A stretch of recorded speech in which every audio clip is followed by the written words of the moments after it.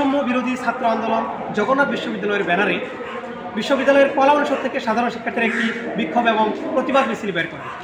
আপনি জানেন যে বর্তমানে হাইকোর্ট থেকে যে একটা রিট রিলিজ করেছে, সেখানে বলা হয়েছে যে কোটা যে পুনর্ব্যবস্থা যে আগে ছিল 2018 সালের আগে, সেটা আবার বাস্তবায়িত হবে। এটা হলে হবে কি, বর্তমানে যারা মেধাবীরা আছে তারা সরকারি চাকরিতে আসলে অনাগ্রহী প্রকাশ করবে। কারণ কি, আপনি দেখেন, যদি সরকারি চাকরিতে যদি মেধাবীরা না আসে তাহলে বাংলাদেশে সুষ্ঠু আমলাতন্ত্র হবে না।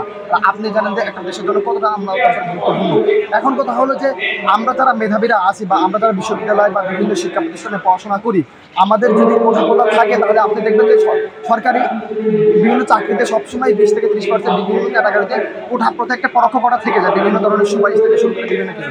এখন যদি 56% কোটা যদি থাকে, আরও 20-30% যদি এর সাথে যুক্ত হয়, আপনি দেখবেন যে সেটা কিন্তু পরিমাণে 80 থেকে 90-এর কাছাকাছি চলে যায়। বা যদি এই 56% যদি থাকে তাহলে কিন্তু আমাদের যে চাকরি পাওয়ার যে প্রবণতা, এটা কিন্তু একেবারে ক্ষীণ হয়ে যাবে। সেখানে মেধাবীদের চাকরির অন্তর্ভুক্তি মোড়েই থাকবে না বলে আমরা মনে করছি। এই জন্য কোটা বর্তমানে থাকা উচিত নাই। দেখেন, কোটা কেন থাকবে? বর্তমানে বাংলাদেশে একটি উন্নয়নশীল এবং সামগ্রিকভাবে বর্তমানে আমরা এর উন্নয়ন লক্ষ্য করতেছি। আমরা যদি দেখেন, বর্তমান গ্রাম এবং শহরের ভিতরে কোনো ধরনের তেমন পার্থক্য আমরা লক্ষ্য করি না। শিক্ষা প্রতিষ্ঠানগুলো আজকে সমতায় একই কাতারে চলে আসছে।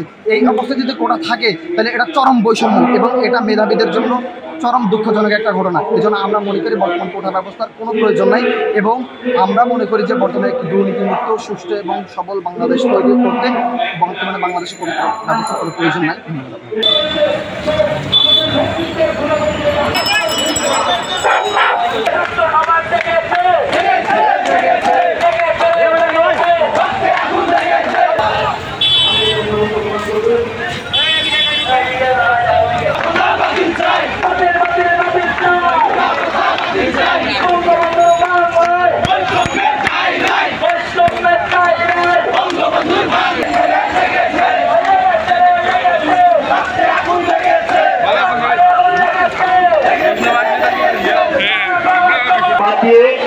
দিনের পর দিন এইভাবে রাজপথে আন্দোলনে লিপ্ত হবে।